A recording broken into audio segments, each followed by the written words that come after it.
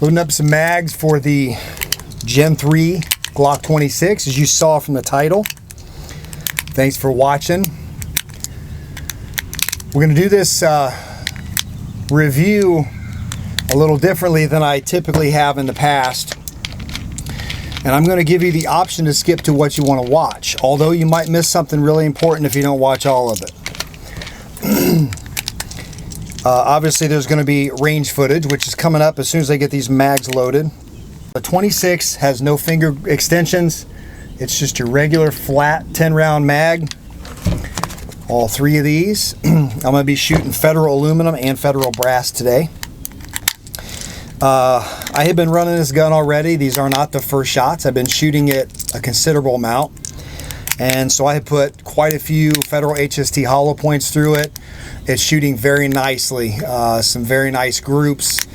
And I'm impressed. I really like it. So generally I do this where you guys get to see the first shots, but just going about it a little differently today. So in the description down below, you're going to see this segmented, so to speak. So I'm going to start out with shooting, and then we're going to progress into why I bought the 26, and then we're going to also have some size comparisons with the 19 and maybe a couple of other guns, and then we'll do kind of a closing area. So if you look down in the description, you're going to see shooting is going to be from 0 to whatever it takes. If it's 8 minutes, 9, 6, whatever, 3.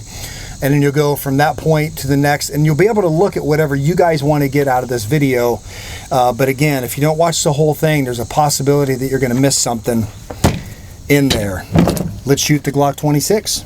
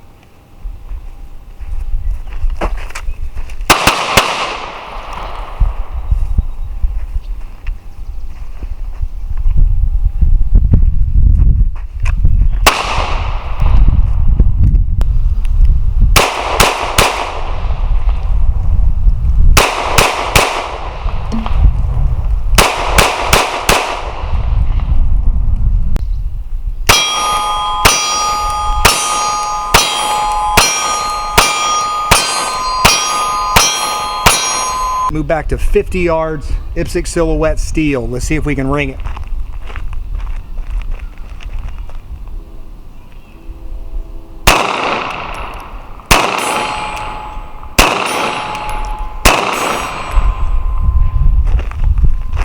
I'll take it. Missed the first one, got it figured out. First time I shot at distance, so man, that's impressive. That is a short little barrel. I like it. And those Ameriglow IDOT Pros, beautiful sights.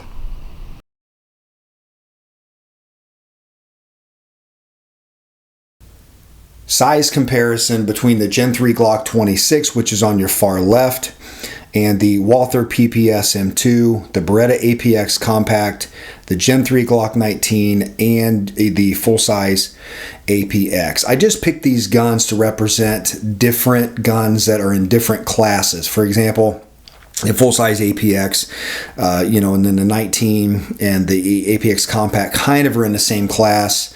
And then I even threw the single stack PPS in there just for a visual, because people are familiar pretty much with these guns, and it just gives you a good idea of the size of the Glock 26 in comparison. Now I'm going to go ahead and read the specs off, and keep in mind these can be misleading. And I'm going to tell you why. A company is going to put what is, let's say, convenient, or what makes their gun appear maybe smaller or more concealable, if that's what the intended role is. For example, if we take a look at the length between the Glock 26, I'm going to go through all of the specs here in a second, but the Glock 26 and the Walther PPS M2, if you line the back of the frames up, which all of these are lined up on the frame, not the slide and obviously not the grip, but from the frame to the front, they're almost identical. The PPS might even be a little bit longer, but yet if you look at the specs, the length on the Glock 26 is 6.49. The spec length on the PPS M2 is 6.3. So what they're saying is it's almost 200 thousandths, so almost a quarter of an inch shorter, the PPS, than the Glock 19, which if you look in relationship to scale it to a pen, you can see there it's about the width of the tip of a pen right there.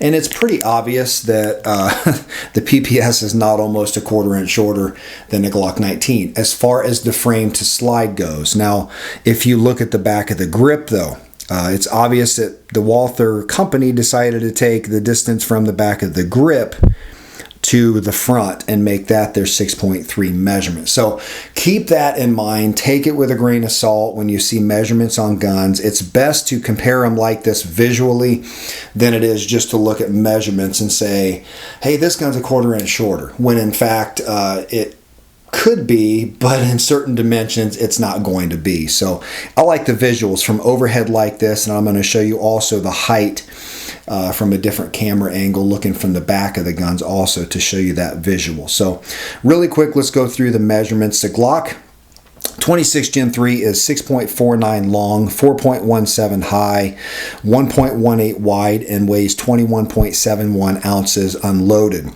The Walther PPS M2 is 6.3 inches long, 4.4 high, 1 inch wide. It is a single stack, and it is 21.1 ounces. So very little difference in weight between the G26 and the PPS. And this is the flush fit mag, which gives us 6 rounds, and the flush fit on the G26 gives us 10.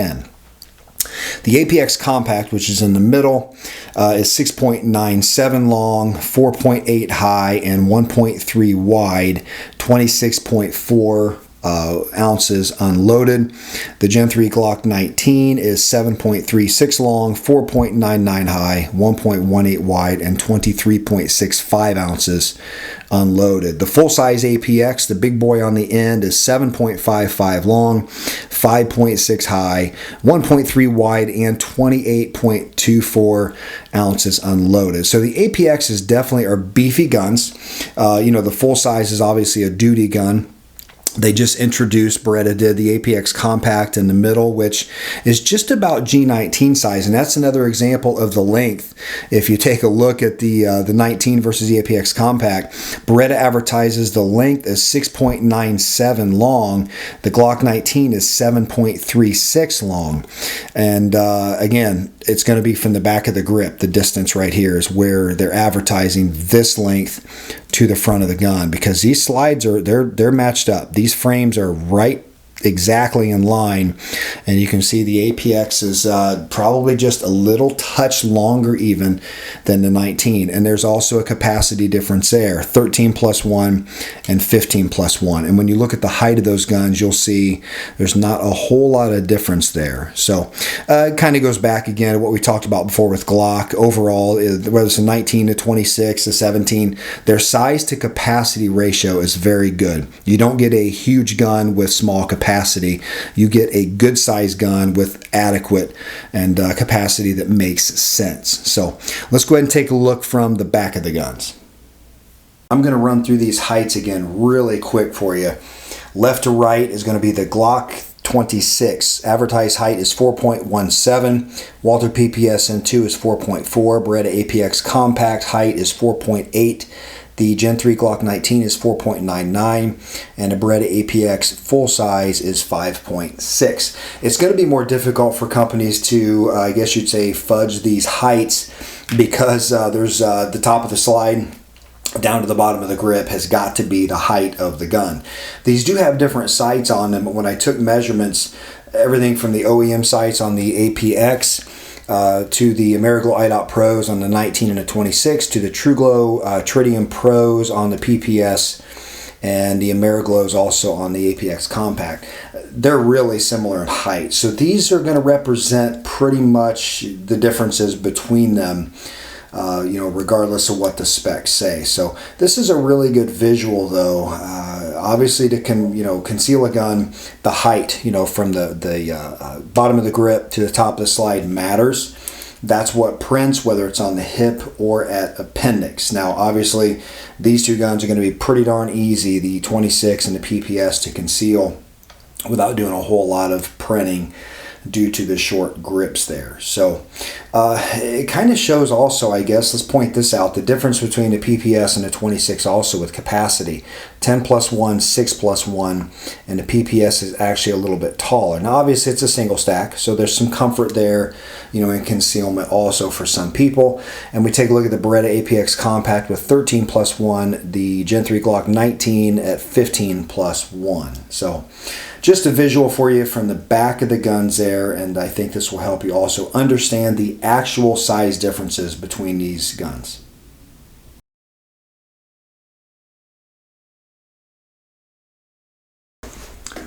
So you made it through the shooting and comparison portions of the video with the Glock 26, and now I'm going to tell you why I purchased the Glock 26, and especially the Gen 3. First and foremost, the Gen 3 has been around for a long time. I believe it's 1994 the 26 came out in the Generation 3, so it has a long track record of being a reliable carry gun.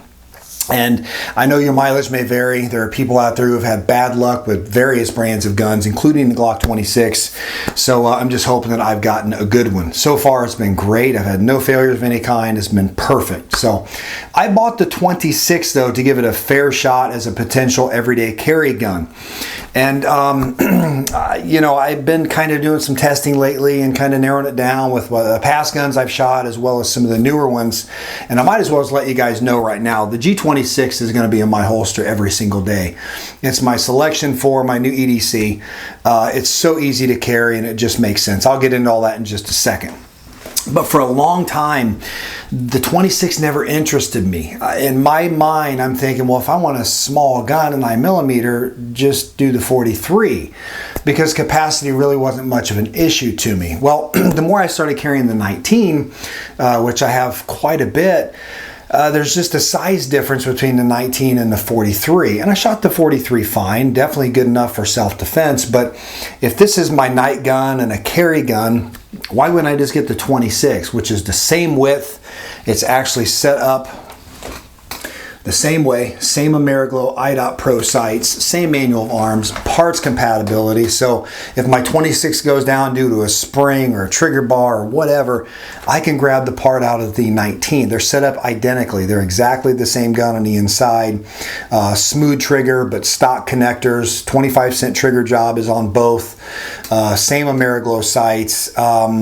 Everything's exactly the same. So the compatibility is there, not just with magazines. Obviously, I can put my 15-rounder in the 26, but parts. So if my 26 goes down, I can throw parts from the 19 in it, continue to carry it while I order parts for the 19. Or I can just carry the 19. Either way works. Now, I've shot my son's 27. He had a Glock 27, and I liked it, but it didn't really interest me either. Even though I shot it, I said, yeah, it's nice, and yada yada, I put it aside. I never gave it much consideration as a carry piece as far as the 26 goes, and the 27 and 26 are the same size. So before I get into the attributes of the gun and why I chose it as my everyday carry gun, I picked this up on Gunbroker, and it's my favorite place to buy guns. I purchased several also on Arms List, but Gunbroker is just a phenomenal place, guys. Now, you got to be patient. You can't jump on Gunbroker and just look down the list and go, yeah, they're priced too high. Be patient. Wait for what you're looking for. Place bids, search, look around. Some people don't have the patience to do that, but when it's for a good deal, I have no problem doing it. I put one bid on this gun and I got it for $349. It was advertised as used. When I got it to the FFL and I opened it up, Glock copper grease on the inside, there wasn't an ounce of wear anywhere. This thing was brand new. It had never been fired before. It was obvious it had never been fired. Barrel was perfect, zero slide wear. It was just a brand new gun. So $349. I paid $20 shipping, $20 for the FFL, which puts me at $399. I put the Ameriglow iDot Pros, the smooth trigger on it, and the plug in the back. I like that for civilian carry. For law enforcement and military and you want junk to fall out, I get that. For civilians though, I like the plug. Plus I just think it looks finished. So all told, I've got $479 in this gun for a brand new G26. That's hard to beat. I know people want to say, yeah, you spend $550 on a 26 and then you put sights and this and you got $800 in it. I'm here to tell you, I've got $479 in it, and I couldn't be more happy with the gun I got for that kind of money.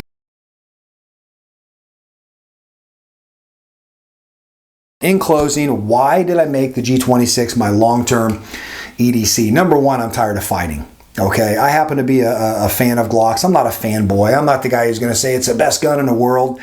I would say there are other guns better, you know, out of the box. Obviously, I had to change the sights on this. I put a smooth trigger, etc.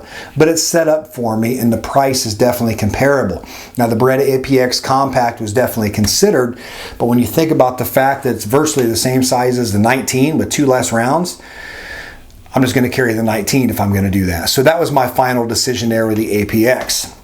I looked at even purchasing another VP9 subcompact, which I really love that gun. But again, almost the same size as the 19, and it held 10 rounds. So it just didn't make sense. The 26 made sense. If I'm going to have 10 rounds, I'm going to have something that's ultra concealable, plus the mag compatibility with the 19 and all the part swapping as well. Now, once I gave all those consideration, this one just made sense to me. The reliability, the shootability, the aftermarket. There are just so many reasons. It's small, you know, the smooth edges, everything about it is just perfect for me for EDC. And people go, you know, you can just carry 19. There's not much size difference. I disagree, guys. And these guns are completely empty, so don't freak out.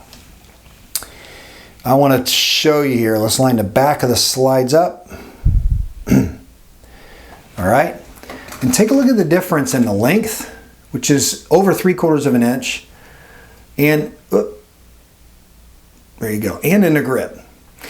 Now, if you hip carry, maybe not much of a difference on the length, although that grip will print worse than this one, obviously. But I carried appendix, and if I'm going to carry an appendix, I like short guns. I like those a lot. They don't cram into my thigh. I carried about the 1:30, 2 o'clock position, and this thing is so concealable. That grip just does not print whatsoever. It will be carried with no finger extensions. This is how the gun was designed to work. It was designed as a small carry gun, and that's the way I'm going to put it in the holster and carry it every single day. So as far as an appendix carry gun, this one just makes perfect sense to me. And in closing, I'm done bouncing around. As I said, I'm not bouncing from one EDC to another.